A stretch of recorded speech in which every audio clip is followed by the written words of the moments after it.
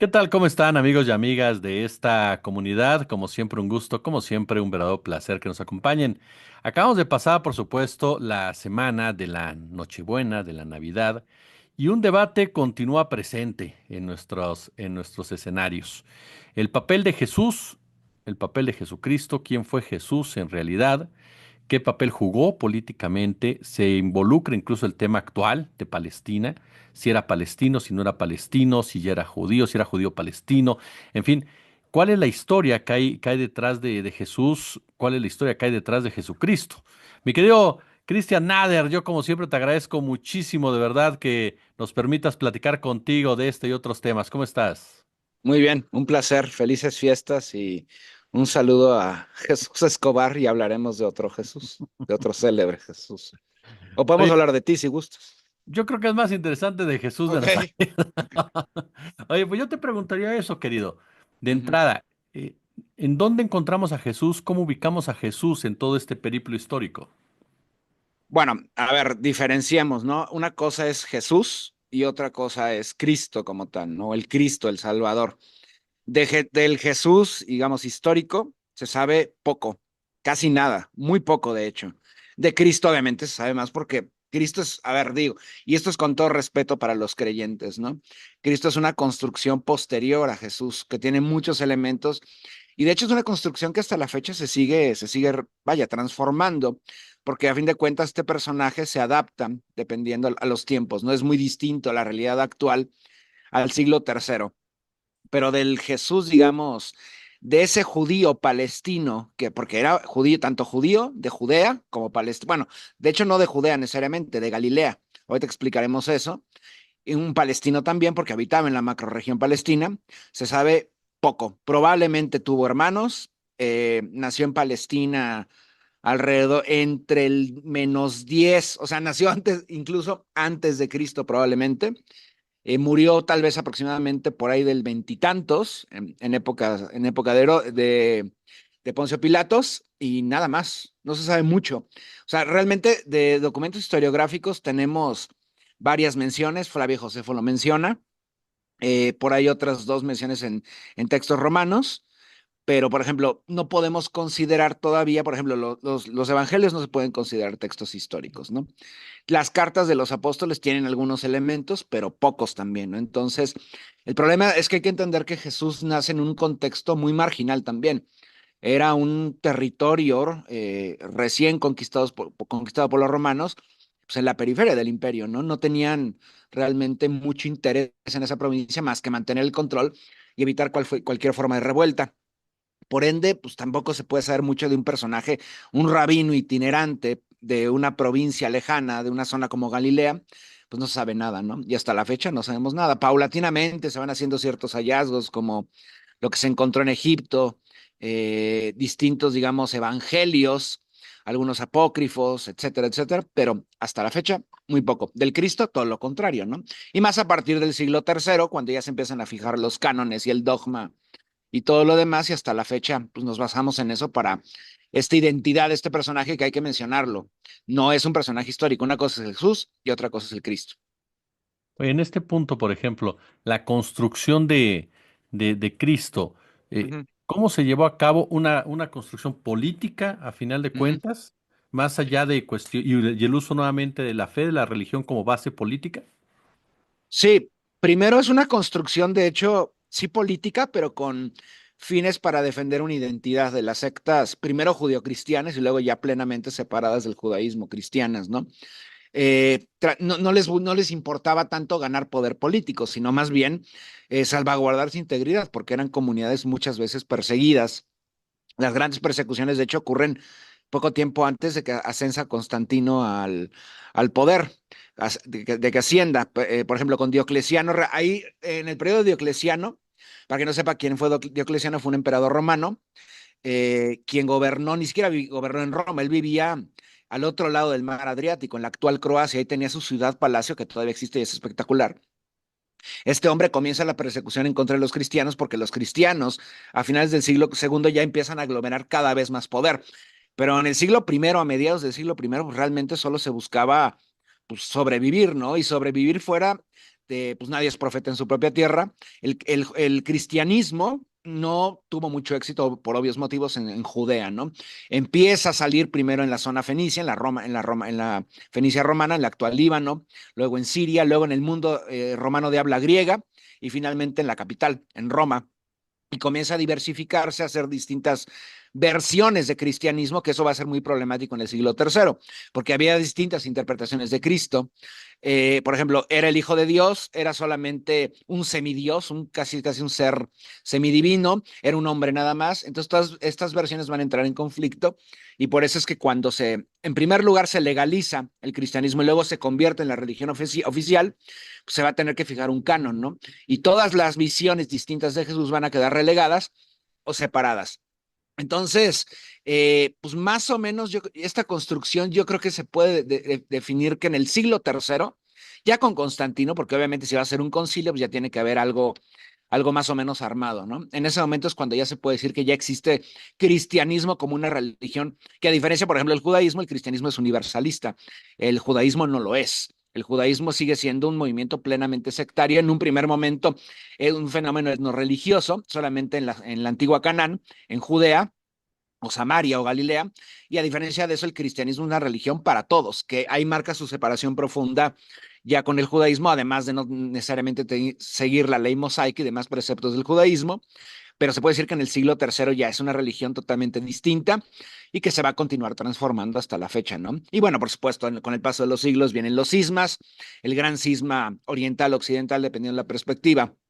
Entre el siglo X y XI es el más importante, luego en el siglo XVI el cisma protestante y paulatinamente se van separando. Eso no quiere decir que no existan iglesias todavía, por ejemplo, en diversos contextos, por ejemplo, en Siria y en Palestina existen iglesias que son únicas, que no existen en otra parte del mundo.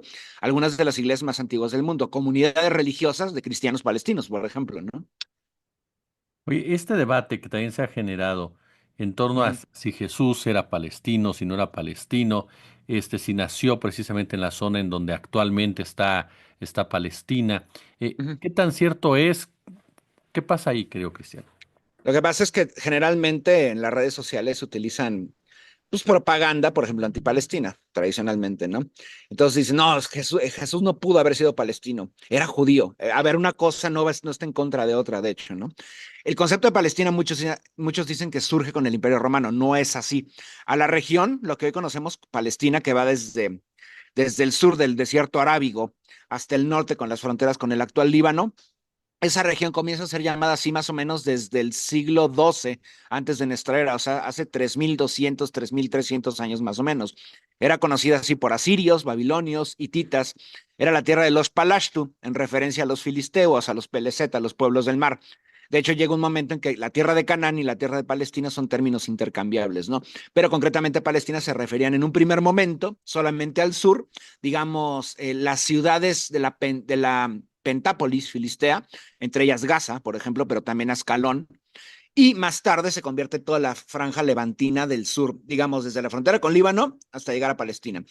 Y esto tierra adentro, llegando hasta la zona del actual Transjordania o Jordania. Entonces, sí, Jesús era palestino, por supuesto. Dentro de Palestina había regiones más pequeñas, Judea, Samaria, Galilea, Iturea, Perea, y por supuesto, más tarde, cuando llegan, por ejemplo, pueblos cananeos, en el caos posterior a la era de bronce, en la era de hierro, van a surgir reinos muy oscuros que luego se van a transformar en Judá e Israel. De hecho, Jesús no nace ni en Judá ni en Israel, Jesús nace en Galilea. Y todo parece indicar, hay estudios historiográficos muy polémicos, por cierto, pero bueno, existen, que Jesús probablemente su familia, su estirpe, hayan sido conversos al judaísmo recientes. ¿Por qué? En el siglo segundo, que es el único periodo de independencia judía en Palestina, que es cuando está la dinastía Hasmonea, por ejemplo, viene un proceso de expansión desde Judea, que no es lo mismo que Judá, Judea es posterior. De hecho, Judá y el reino de Israel, esos reinos jamás fueron judíos, eran politeístas, paganos, cananeos. En Judea, en el siglo segundo, ya con un judaísmo desarrollado, había un proceso expansionista, cuando justamente los griegos del imperio seleucida los sueltan, que gobernaban desde Antioquía, porque se están chocando con los romanos, Entonces viene un periodo de independencia de más o menos 80 años. En ese momento realizan un proceso desde Jerusalén de expansión hacia Galilea, hacia Iturea, hacia la zona de los nabateos, etcétera, y era conversión a la fuerza al judaísmo o la muerte. De hecho, la dinastía de Herodes eran judíos nuevos, eran mitad itureos y mitad nabateos. Y lo mismo puede ser que Jesús también haya sido itureo, porque procede de una zona de Galilea con antepasados todavía más norteños. Entonces, Jesús era palestino, Jesús era judío. Bueno, de hecho sería de lo macro a lo micro, palestino, galileo y judío, tal cual, ¿no? Judaísmo era su religión, procedente de Galilea, procedente de la macroregión palestina, tal cual. Retomando un poco el primer punto, el personaje real se lo comió, el personaje que se construyó, a tal grado que, como bien dices, hay poco que se sabe del origen y poco que se sabe del por qué lo Sí. tomaron a él como referencia. Y antes que nada me voy a corregir una disculpa. Dije que la dinastía herodiana era mitad nabatea y mitad iturea. No, era mitad iturea, perdón, mitad nabatea y mitad edomita, idumeos. Esas eran las dos, digamos, la sangre de Herodes como tal. Ahora bien, sí se lo comió, pero también volvemos a lo mismo. Es muy difícil, bueno, lo puede ser a través de la hermenéutica. Si la arqueología y la historia no te sirven, pues puedes utilizar herramientas como la hermenéutica, no tratar de encontrar un discurso debajo del discurso, debajo del discurso, para tratar de encontrar pues la arqueología de este personaje dentro de los propios textos, ¿no? Los historiadores que se dedican a esto, los lingüistas, filólogos, demás, se han encontrado relativamente muy poco.